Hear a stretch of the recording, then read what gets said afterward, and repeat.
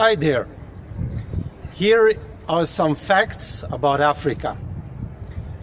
About 50% of the population live on agriculture, farming and other things.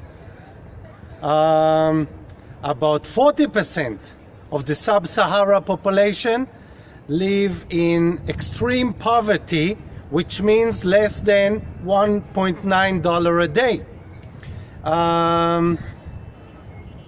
Africa import much more food than it export. Its part in the international food export is about 3% or something like this. And above all this, the future looks even worse when it comes to economy, and GDP is expected to drop for much of Africa. So these are all signals that are not good. Now let's go into details, and I will give you one example about the gap between Africa's agriculture and the West. So I'm working with mango growers. There are hundreds of thousands of hectares of mangoes in Africa, all over, but export is nearly zero. So that means about quality. The other thing that is a huge problem is yield. For example, in Ghana, where I am here right now, as it is in many other places around Africa, the yield is about 4,000 kilos per hectare, and that is even high to some places. Well, that is about 1/10 compared to the farmers of Israel growing mangoes.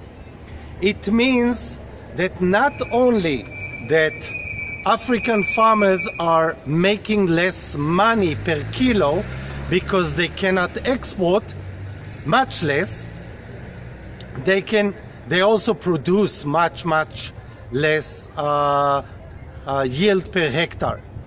So if we want to know the gap, yes, here we have the gap.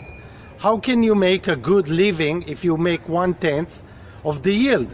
And if your income per kilo is sometimes also 1/10 or 1/5.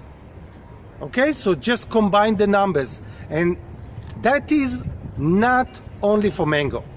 That is also for other fruits, other vegetables, and other field crops. It's end to end. So this is the problem. This is the gap. This is the challenge that we will discuss in future parts, in future post. Bye. And by the way, yes, there is the cross behind me. Ghana, about 70% of the population, if you didn't know, are Christians.